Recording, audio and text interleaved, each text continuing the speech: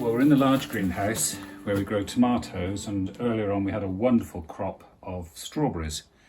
Now, yes, we love having holidays. We went to a fantastic French wedding, but we came back to find that the strawberries had literally been burnt by the sun. It wasn't because of lack of water, it was because of the sun actually scorching them.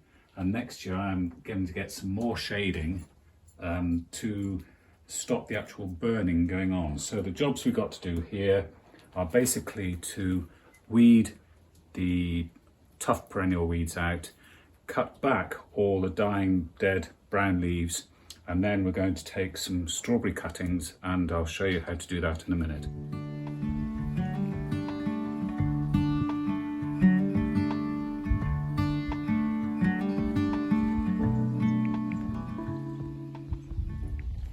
Well, this was the same as when we saw in the greenhouse. These were a lot of brown scorched leaves, again due to burning. Now, my wife and my sister-in-law Jane did the laborious job of cutting back individually all the brown dead leaves, and then managed to save some little runners from which we'll make new strawberry plants. It is a good idea to rotate strawberry plants every few years, perhaps 3 or 4 years. So these here have been in here longest, and those at that end have only been in a year. So having cleared it all up, we're now going to give it a little bit of a focus. We know there's going to be some rain soon, and we're going to use some organic fertiliser. This in fact is poultry pellets, and we just scatter them on about a handful or so per square metre, and they're quite big so they don't blow away like a dust, but it is better to obviously not have them next to the plants and to make sure it's going to rain fairly soon after when you apply them. So let's go into the greenhouse and we'll make some strawberry cuttings. Well, we're back in the 3/4 greenhouse. I've got a mixture of potting compost and perlite there, which I'm going to take the strawberry cuttings from, the runners. They're called runners because they almost appear to run along the floor. So this one would have been the mother plant here, and then they send off these shoots, and every so often you'll find there's a new plant on the end.